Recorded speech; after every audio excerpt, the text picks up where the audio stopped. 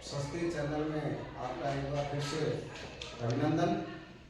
आज हम घटिका ज्ञानम, घड़ी के ज्ञान के बारे में या घड़ी के अंदर जो समय होता है उसके बारे में अध्ययन करेंगे, उसका वर्णन करेंगे। संस्कृत के अंदर घड़ी के अंदर जो समय होता है उसको किस प्रकार से देखा जाता है, किस प्रकार से उस घड़ी के अंदर जो समय हमें दिखता है तो उसको हम शब्दों में कैसे व्यक्त कर सकते हैं, प्रकट कर सकते हैं।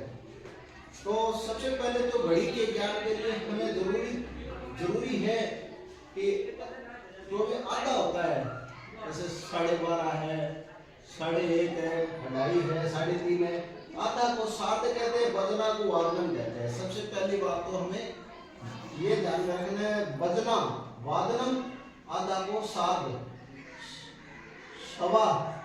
सवा बजना सपाद वादनम, पूरे बजना, पौने को कहते हैं पादोन वादनम। तो सात, सपाद, पादोन, सात का मतलब आधा, पादोन का मतलब पौन और सपाद का मतलब सवा। ये तीन बातें विशेष रूप से ध्यान रखनी है। वादनम का मतलब बजना। अब हम हिंदी के अंदर जैसे 7 बजना है उसको संस्कृत में कहेंगे सप्तवादनम। हिंदी के अंदर 10 बजना बोलते हैं, संस्कृत में 10 वादनम। ये तो सीधी सीधी बात होगी।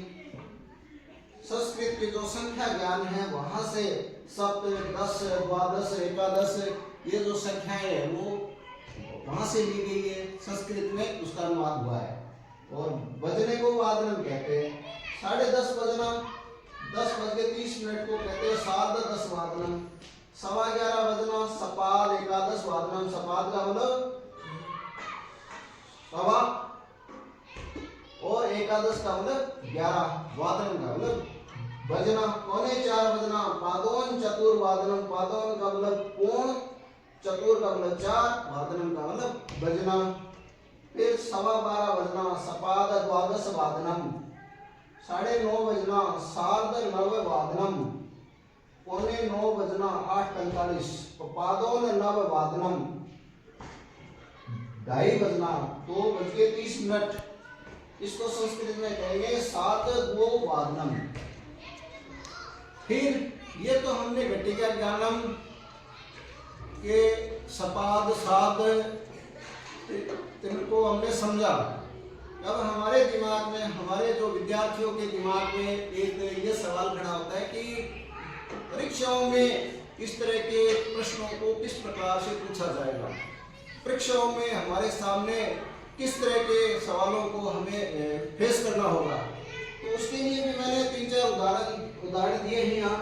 जैसे 3:45 या 3:45 बजना को संस्कृत घटिका ज्ञानम में लिखा जाएगा।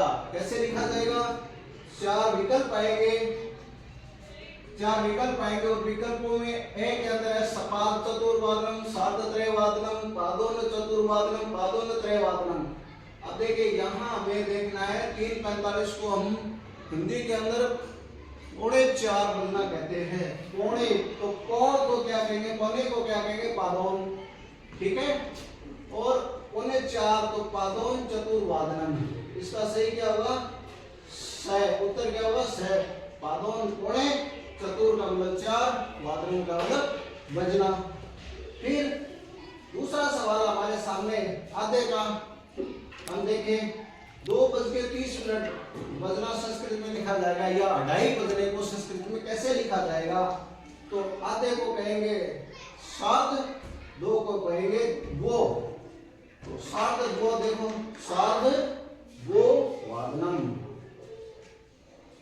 सार्ध-2 वादनम। तो इस दूसरे सवाल का कौन सा विकल्प सही होगा?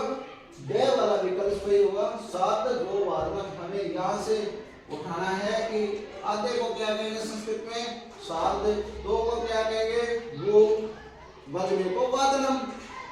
तो सार्ध-2 वादनम। इस दूसरे सवाल के 4 विकल्पों में हमारे लिए कौन सा उत्तर सही होगा? ड वाला। फिर तीसरा सवाल देखिए 12:15 मतलब 12:15 सवा 12 को संस्कृत में लिखा जाएगा तो सार्ध का मतलब आता, सपाद का मतलब सवा, सपाद का मतलब क्या होगा सवा, पादों का मतलब तो कौन हो गया, फिर सपाद एकादश आ रहा है यहाँ हमारे पास में सवा 12 है, एकादश का मतलब 11 होता है और द्वादश का मतलब 12 होता है, सपाद का सवा, तो सवा 12 बजना, सपाद द्वादश वादनम, सपाद का मतलब सवा, द्वादश का मतलब 12, वादनम बजना। तो तीसरे सवाल का कौन सा विकल्प सही होगा, वे वाला विकल्प सही होगा, उत्तर वे।